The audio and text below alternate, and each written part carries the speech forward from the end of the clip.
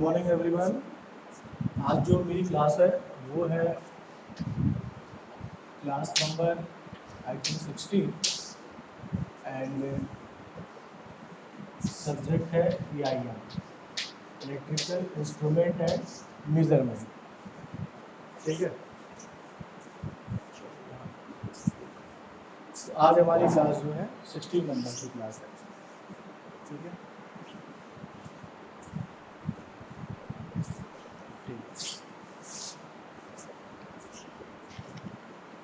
हाँ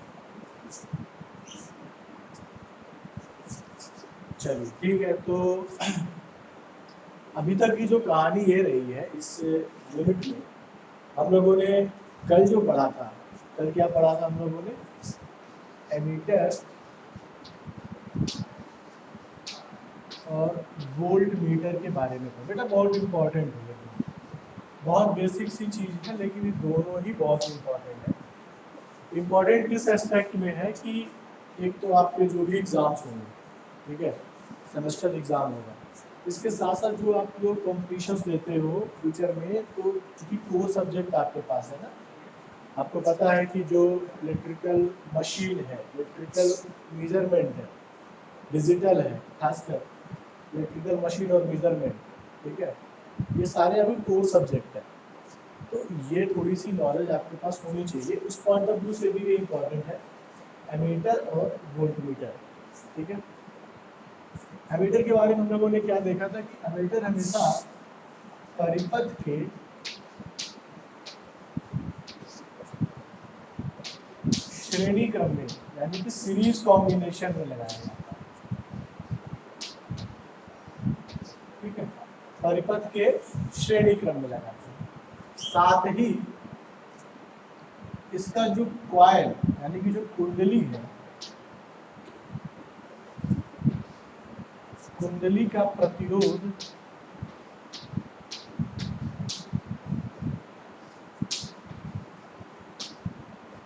कम रहता है। दो चीजें हम लोग जानते हैं कि अगर कोई एमीटर है तो एमीटर हमेशा सर्किट के जो हमारा परिपथ है उसके श्रेणी क्रम में होगा, और कुंडली, हमारी कुंडली का जो प्रतिरोध होगा वो हमेशा कम होगा। अगर वोल्टमीटर की बात करें तो परिपथ के समांतर क्रम में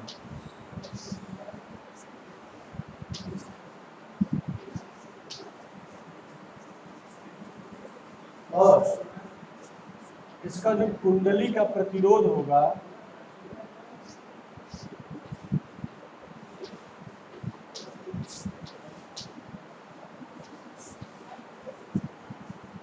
वो ज्यादा होगा। ठीक है, क्योंकि जब भी हम मेजरमेंट करते हैं तो करंट के माध्यम से करते हैं। करंट हमारी सर्किट में हमेशा फ्लो करती है। ठीक है, करंट कैसे फ्लो करती है? फ्लो ऑफ इलेक्ट्रॉन होता है तो करंट फ्लो करती है। और जब वोल्टमीटर की हम बात करते हैं तो करंट के फ्लो होने से जो मान मिलता है वोल्टेज का, उसके द्वारा हम वोल्टमीटर से वोल्टेज का मान प्राप्त कर लेते हैं। लेकिन दो चीजें ये इम्पोर्टेंट है, एमीटर और वोल्टमीटर। ठीक है, एमीटर में क्या होता है, हमेशा परिपथ के श्रेणी क्रम में, और वोल्टमीटर में हमेशा परिपथ के समांतर क्रम में। कुंडली का प्रतिरोध यहाँ पे कम होता है, यहाँ पे ज्यादा होता है। ये कल मैंने समझाया था। ठीक है, इसके आधार पे प्रश्न ये बनता है जो आपकी परीक्षा के लिए इम्पोर्टेंट है कि वोल्टमीटर एमीटर पर ठीक है, प्रश्न पूछेगा। प्रश्न ये पूछता है कि वोल्टमीटर और अमीटर के बीच एक तुलनात्मक अध्ययन कीजिए। मतलब इनकी तुलना करने के साथ साथ डिफरेंशिएट करिए। सिमिलरिटीज क्या है, डिफरेंशिएट्स क्या है, तुलनात्मक अध्ययन कीजिए। कंपैरेटिवली एनालिसिस कीजिए, कंपैरेटिव एनालिसिस कीजिए। इसमें एमीटर में और वोल्टमीटर में। इस चीज को हम लोग थोड़ा सा लिखेंगे, तो हेडिंग लिखेंगे एमीटर और वोल्टमीटर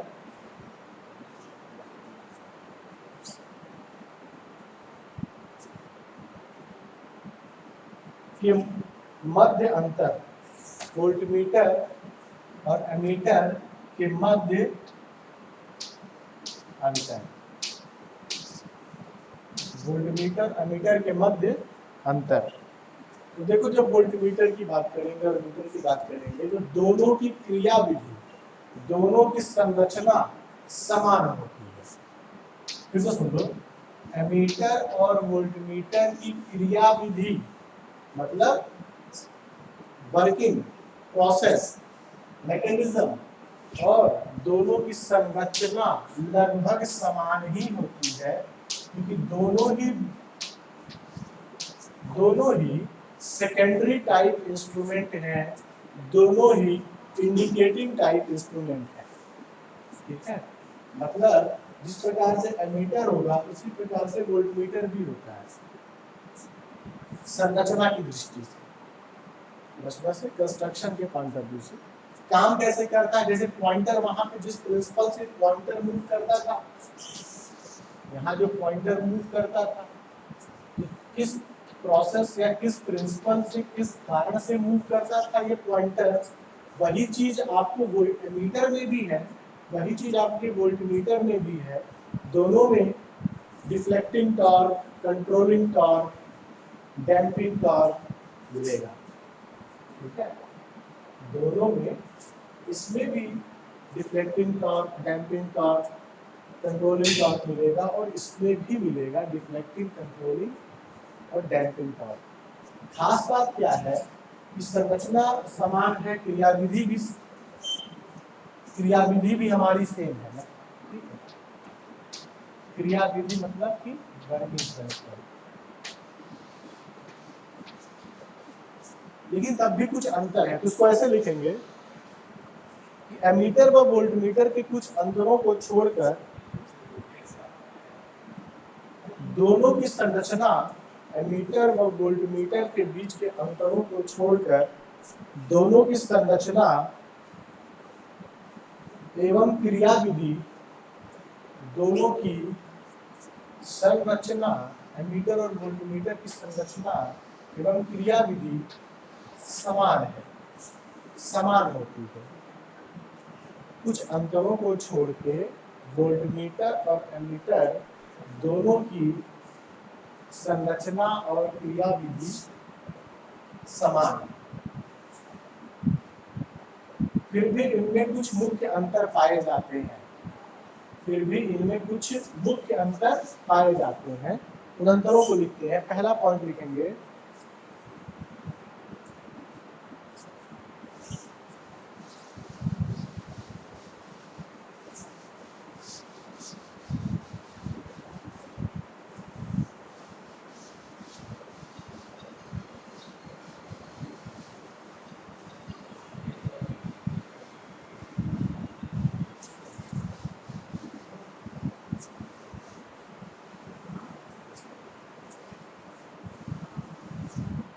पहला अंतर लिखते हैं बेटा कि एमीटर, वही जो मैंने बताया कि एमीटर परिपथ में श्रेणी क्रम में जोड़ा जाता है। लिखो इसको, एमीटर परिपथ में श्रेणी क्रम में जोड़ा जाता है, जबकि वोल्टमीटर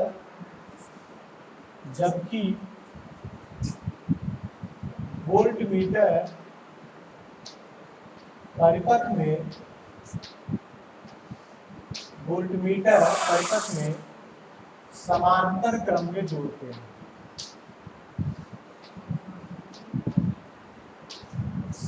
छोटा तो नहीं लिखा है, लेकिन दिखाई दे रहा होगा। ठीक है, एमीटर को श्रेणी क्रम में जोड़ते हैं तो वोल्टमीटर को समांतर क्रम में जोड़ते हैं।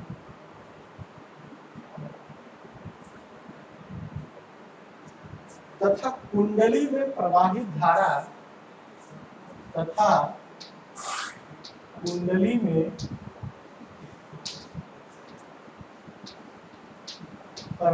धारा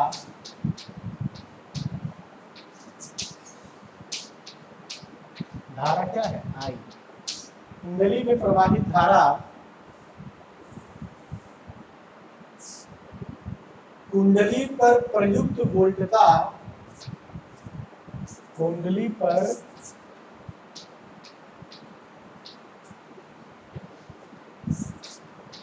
प्रयुक्त वोल्टता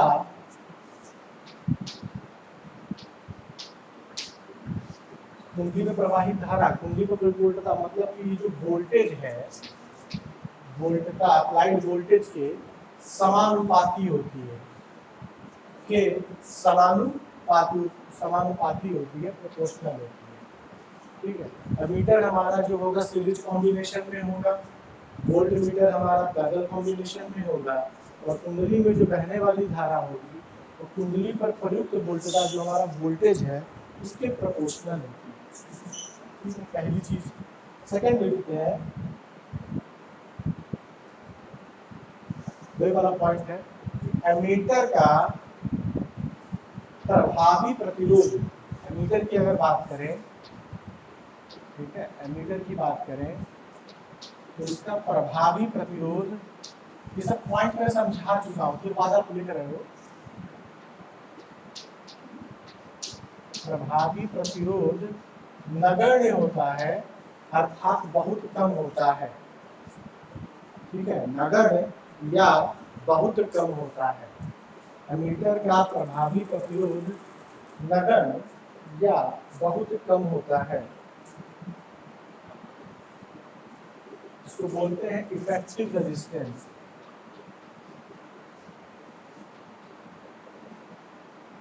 इफेक्टिव रेजिस्टेंस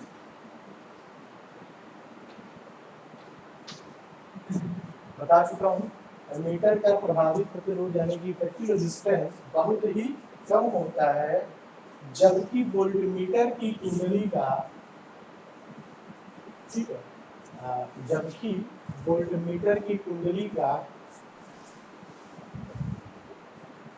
यहाँ पे एमीटर है, यहाँ वोल्टमीटर है, ठीक है, यहाँ पे एमीटर